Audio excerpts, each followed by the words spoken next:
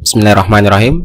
Assalamualaikum warahmatullahi wabarakatuh. Halo rekan-rekan semua, kembali lagi dengan channel Osanogi. Baik, di kesempatan kali ini kami kembali akan berbagi informasi terbaru dan yang paling rekan-rekan tunggu tentunya perihal untuk seleksi P3K di tahun 2022, baik itu untuk P3K guru maupun P3K non guru. Oleh karena itu silahkan simak videonya sampai selesai untuk mendapatkan informasi yang akan kami sampaikan. Namun seperti biasa, bagi rekan-rekan yang baru pertama kali menemukan channel ini, jangan lupa untuk tekan tombol subscribe-nya dan aktifkan lonceng notifikasinya agar kami mengupdate informasi-informasi terbaru seputar rekrutmen CSN P3K di tahun 2022 rekan-rekan yang pertama kali mendapatkan notifikasinya.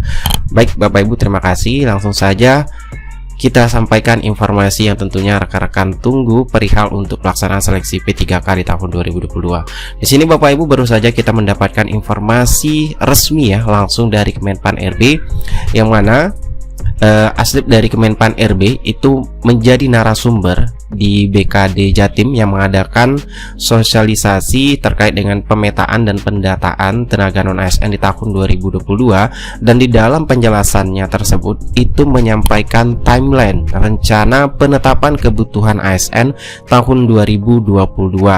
Dan kalau kita perhatikan Bapak Ibu, di dalam pemaparan Kemenpan RB ini itu menampilkan timeline kegiatan ataupun penetapan kebutuhan ASN di tahun 2022 itu perihal juga mengenai seleksi dan pengangkatan penjelasan untuk tentunya bagi rekan-rekan guru lulus PG dan juga maupun untuk non guru. Nah, kita perhatikan di sini Bapak Ibu, untuk pengangkatan sendiri ataupun pendaftarannya dari file ini bisa kita perhatikan, yaitu untuk penetapan keputusan Menteri tentang kebutuhan ASN nasional tahun anggaran 2022 itu sudah ditetapkan ya Bapak Ibu, yaitu Juni minggu ketiga. Dan kita langsung saja ke bulan Agustus ya Bapak Ibu, karena ini sekarang sudah bulan Agustus. Kita perhatikan di sini Bapak Ibu timelinenya. Nah, untuk di bulan Agustus di minggu keempat itu nanti akan ada rakor transfer naskah soal seleksi ASN tahun 2022, yang tentunya untuk di tahun 2022 itu bukan hanya P3K guru Bapak Ibu, juga ada P3K kesehatan dan juga P3K teknis lainnya. Nah, kemudian di minggu awal September di sini direncanakan timelinenya itu rakor pengadaan ASN tahun 2022, yaitu penyerahan Kepmen, keputusan Menteri tentang penetapan kebutuhan ASN kepada seluruh instansi pemerintah. Itu dijadwalkan di minggu 1 ya, rencananya minggu 1 bulan September. Nah, tentunya yang ditunggu-tunggu adalah mengenai pembukaan pendaftaran seleksi CSN di tahun 2022 itu diagendakan atau direncanakan di minggu ketiga Bapak Ibu ya, di minggu ketiga bulan September. Nah, bagaimana dengan pengangkatan bagi rekan-rekan yang sudah lulus PG P3K guru?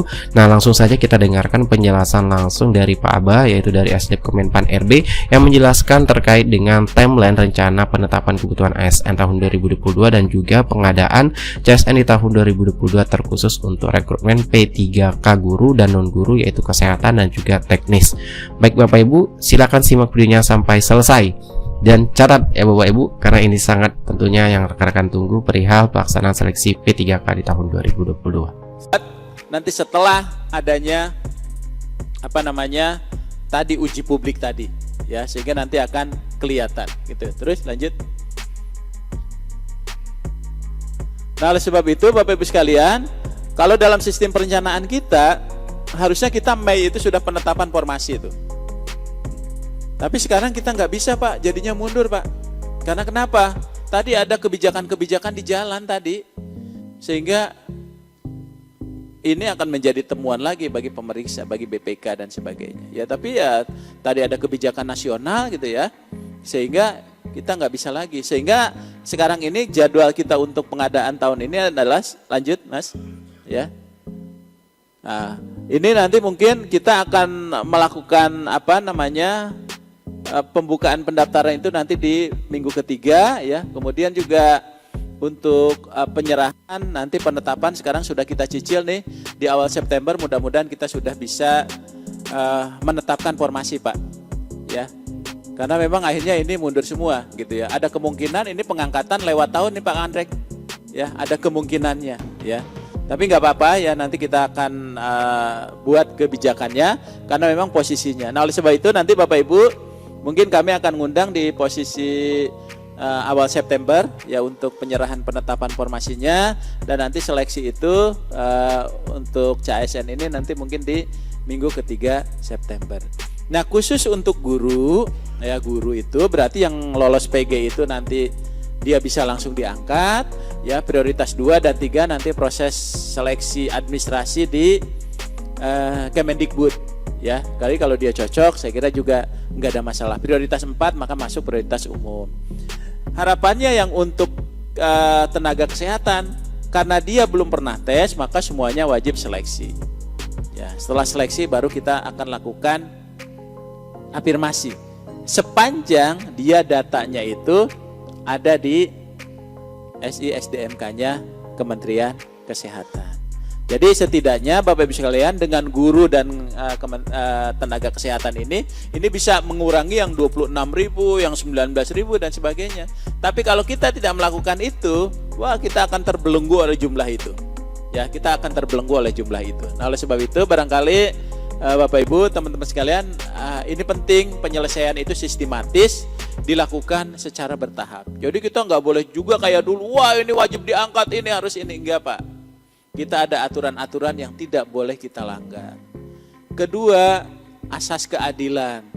Yang semua orang anak bangsa yang hebat-hebat ini, dia juga boleh. Jangan sampai karena kebijakan ini menutup putra-putra terbaik untuk bisa menjadi aparatur sipil negara. Gitu ya. Nah itu saya kira menjadi penting.